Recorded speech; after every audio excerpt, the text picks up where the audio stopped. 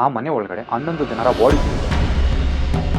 ಯಾರು ಕಿರ್ಚಾಡಿರೋದಿಲ್ಲ, ಯಾರು ಜಗಳ ಕೂಡ ಮಾಡಿರೋದಿಲ್ಲ, ಯಾರೋ ಕೊಂದಿದ್ದಾರೆ ಅನ್ನೋ ಒಂದು ಕ್ಲೂ ಕೂಡ ಇರೋದಿಲ್ಲ.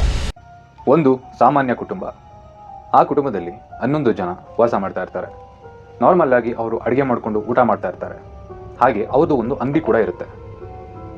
ಆ ಅಂಗಡಿ ಎಲ್ಲ ದಿನಗಳಂತೆ ಅವತ್ತು ಕೂಡ ತುಂಬ ಚೆನ್ನಾಗಿ ವ್ಯಾಪಾರ ಆಗ್ತಿರುತ್ತೆ. ಬಟ್ ಸಡನ್ ಆಗಿ ಅವತ್ತು ನಾಳೆ ಆ ಮನೆ ಒಳಗಡೆ 11 ಜನರ ಬಾಡಿ ಸಿಗುತ್ತೆ. ಯಾರು ಕಿರ್ಚಾಡಿರೋದಿಲ್ಲ, ಯಾರು ಜಗಳ ಕೂಡ ಮಾಡಿರೋದಿಲ್ಲ, ಯಾರೋ ಕೊಂದಿದ್ದಾರೆ ಅನ್ನೋ ಒಂದು ಕ್ಲೂ ಕೂಡ ಇರೋದಿಲ್ಲ. ಸೊ ಹೇಗೆ ಆಯಿತು? ಅವರ ಬಾಡಿಗಳು ಹೇಗೆ ಸಿಕ್ತು? ಯಾವ ಕಂಡೀಷನಲ್ಲಿ ಸಿಕ್ತು? ಅವರನ್ನು ಕೊಂದವರು ಯಾರು? ಅವರ ಕೊಲೆಗೆ ಕಾರಣ ಏನು? ಎಲ್ಲ ತಿಳ್ಕೊಳಕ್ಕೆ ಹೋಗೋಣ. ಸೊ ವಿಡಿಯೋನ ಕೊನೆವರೆಗೂ ನೋಡಿ, ಎಲ್ಲೂ ಸ್ಕಿಪ್ ಮಾಡೋಕ್ಕೆ ಹೋಗ್ಬಿಡಿ. So let's go on.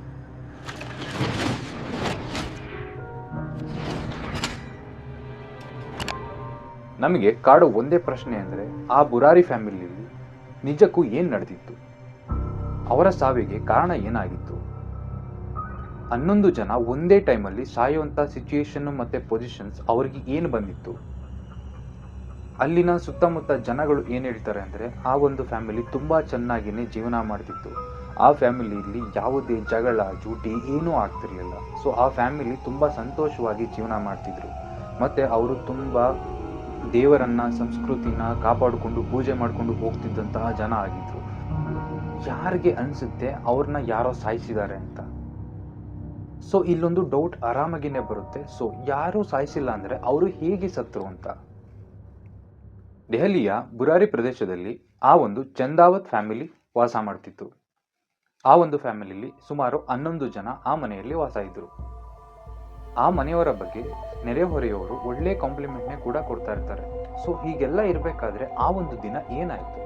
ಆ ಒಂದು ಕುಟುಂಬದಲ್ಲಿ ಪ್ರಮುಖ ವ್ಯಕ್ತಿ ಲಲಿತ್ ಚುಂದಾವತ್. ಬಟ್ ಆ ಮನೆಯಲ್ಲಿ ನಿಯಂತ್ರಣ ಅಂತ ಮಾಡ್ತಿದ್ದಿತ್ತು ಅವರ ತಂದೆಯ ಆಲೋಚನೆಗಳು. ಅವರ ತಂದೆ ಸುಮಾರು 11 ಡೈರಿಗಳನ್ನ ಬರೆದು ಇಟ್ಟಿರ್ತಾರೆ. ಅವರ ಆಲೋಚನೆಗಳು ಆ ಡೈರಿಗಳ ಮುಖಾಂತರನೇ ನಡೆದುಕೊಳ್ತಿತ್ತು. ಅವರ ಆಲೋಚನೆಗಳು ಆ ಒಂದು ಡೈರಿಗಳ ಮೂಲಕನೇ ನಡೀತಿತ್ತು. ಅವರ ಆ ಆಲೋಚನೆಯಾದ ಆ ಡೈರಿಗಳೇ ಅವರ ಸಾವಿನ ದಾರಿಗೆ ಕಾರಣ ಆಗುತ್ತೆ. ಅದು ಅವರ ಸಾವಿನ ರಾತ್ರಿ 2018ರ ಜುಲೈ 1. ಅಲ್ಲಿನ ಮನೆ ಅಕ್ಕಪಕ್ಕದವರು ಏನು ಗಮನಿಸಿದ್ರು ಅಂದರೆ, ಮನೆಯ ಗೇಟ್ ತೆರೆದಿತ್ತು. ಒಳಗಿಂದ ಯಾವುದೇ ಶಬ್ದ ಇರಲಿಲ್ಲ.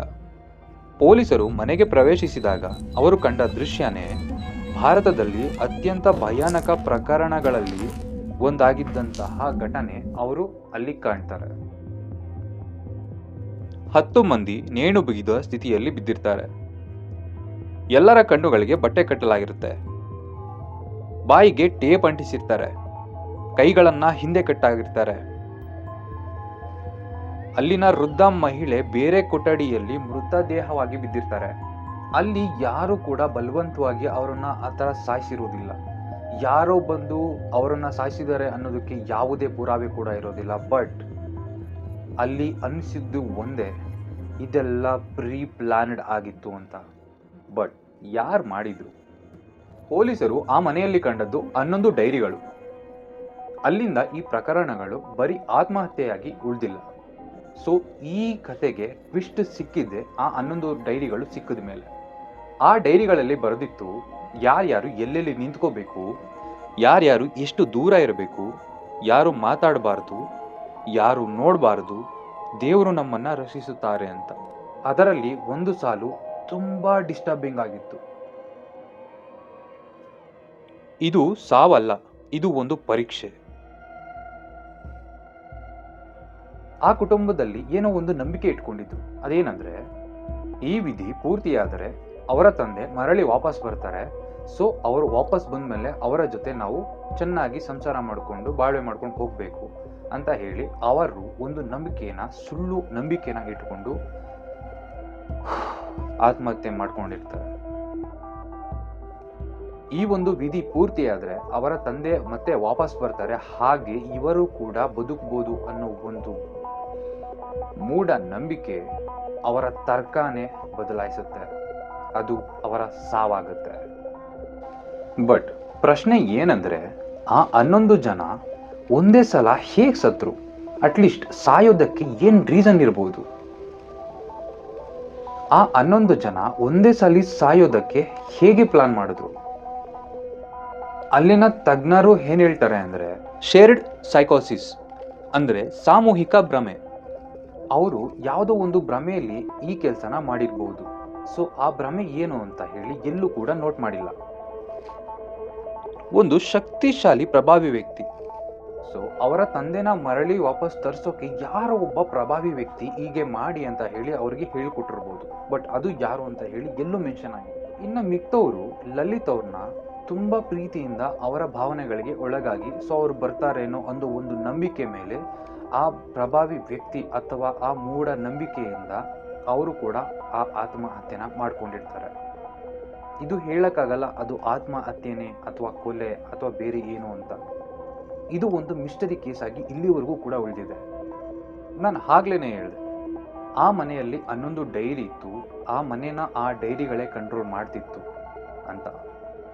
ಆ ಮನೆಯಲ್ಲಿದ್ದ 11 ಜನಗಳು ಆ ಒಂದು ಡೈರಿಯಲ್ಲಿದ್ದ ವರ್ಡ್ಸ್ನೇ ಅವರು ಪಾಲಿಸ್ತಿದ್ರು. ಆ ಡೈರಿ ಏನು ಹೇಳುತ್ತೋ, ಆ ಡೈರಿಲಿ ಏನು ಬರೆದಿದ್ದಾರೋ ಅದನ್ನೇ ಅವರು ಚಾಚು ತಪ್ಪದೆ ಪಾಲಿಸ್ತಿದ್ರು.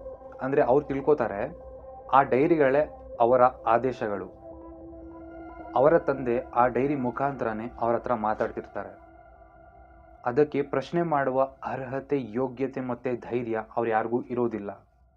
ಅಲ್ಲಿ ಇನ್ವೆಸ್ಟಿಗೇಷನ್ ಮಾಡಿದವರು ಏನು ಹೇಳ್ತಾರೆ ಅಂದರೆ, ಇದು ಒಂದು ಕೊಲೆ ಅಲ್ಲ, ಸಾಮೂಹಿಕವಾಗಿ ಅವರೇ ಮೂಢನಂಬಿಕೆಯಿಂದ ಮಾಡಿಕೊಂಡಿರುವ ಒಂದು ಕೊಲೆ ಅಂತ ಹೇಳಿ ಅವರು ಹೇಳ್ತಾರೆ. ಸೊ ಪೊಲೀಸರು ಲಾಸ್ಟ್ಗೆ ಏನು ನೋಟ್ ಮಾಡ್ತಾರೆ ಅಂದರೆ, ಇದು ಒಂದು ಅಂಧನಂಬಿಕೆಯಿಂದ ನಡೆದ ಸಾಮೂಹಿಕ ಆತ್ಮಹತ್ಯೆ. ಯಾವುದೇ ಹೊರಗಿನ ಅಪರಾಧಿ ಬಂದಿರಲಿಲ್ಲ, ಯಾವುದೇ ಸಂಚು ಕೂಡ ಇಲ್ಲ. ಆದರೆ ಇಂದಿಗೂ ಕೆಲವು ಪ್ರಶ್ನೆಗಳು ಉಳಿದಿವೆ. ಅಟ್ಲೀಸ್ಟ್ ಯಾರಾದರೂ ಹೋಗಿ ಹೀಗೆ ಮಾಡ್ಕೊಳ್ಬೇಡಿ, ಇದು ಒಳ್ಳೇದಲ್ಲ ಅಂತ ಹೇಳೋಕೆ ಅವ್ರಿಗೆ ಅರ್ಥ ಮಾಡಿಸೋಕೆ ಏನಾದರೂ ಟ್ರೈ ಮಾಡಿದ್ರ? ಸೊ ಅವರದನ್ನು ಮಾಡ್ಕೊತಿದ್ದಾರೆ, ಅವ್ರಿಗೇನೆ ಹರ್ಟ್ ಮಾಡಿಕೊಂಡು ಅವರ ಆತ್ಮಹತ್ಯೆ ಮಾಡ್ಕೊತಿದ್ದಾರೆ ಅಂತ ಬೇರೆಯವ್ರಿಗೇನಾದರೂ ಗೊತ್ತಾಗಿದ್ದಿದ್ರೆ ಮೋಸ್ಟ್ಲಿ ಹೋಗಿ ಅವರು ಅಟ್ಲೀಸ್ಟ್ ಸೇವ್ ಮಾಡ್ತಿದ್ರು. ಬಟ್ ಅದು ಹೇಗೆ ನಡೆದಿದೆ ಅಂತಲೇ ಯಾರಿಗೂ ಗೊತ್ತಿಲ್ಲ. ಅವರೇನಾದರೂ ನಿಜವಾಗ್ಲೂ ತಾವು ಬದುಕ್ತೇವೆ ಅಂತ ಹೇಳಿ ನಿಜವಾಗ್ಲೂ ನಂಬಿದ್ರ? ಆ ವಿಧಿವಿಧಾನ ಏನಾದರೂ ಮಾಡಿದರೆ ಅವರ ತಂದೆ ಮತ್ತೆ ವಾಪಸ್ ಬರ್ತಾರೆ, ಮತ್ತೆ ನಾವೆಲ್ಲ ಬದುಕ್ತೀವಿ ಅಂತ ಹೇಳಿ ಅವರೇನಾದರೂ ನಂಬಿದ್ರ? ಬಟ್ ಹೇಗೆ?